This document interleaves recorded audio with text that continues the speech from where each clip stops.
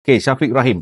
Best padang ni? The best. The best lah. Ya. Sebab Syukur Adan pernah cakap aku. Tak tahu semalam dia sempat main tak sempat main. Dia main semalam? Tak sempat main. Impian dia aku sebelum dia pencen, dia nak main kat padang ni. Tak sempat. Mungkin lepas Malaysia Cup lah saya ajak dia main kat sini. Okay, Syukur. Kita buat friendly. Baik, Syukur. Tunggu dah kata okey. Kita akan main depan ni.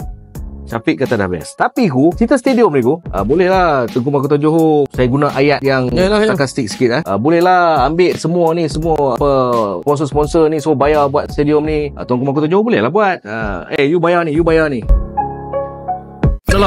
Okay, I know, but what Raja ni above politics. Well, saya rasa mana-mana syarikat ataupun individu yang berduit, sebelum untuk membuat apa-apa investment, mereka sendiri akan buat penilaian sesuai atau tidak, ada a good return atau tidak. Saya rasa ramai yang percaya kepada projek JDT kerana kita boleh tengok today JDT has become an international brand. Jadi kalau kita tengok syarikat-syarikat yang menaja JDT hari ini bukan calang-calang punya syarikat, international brand.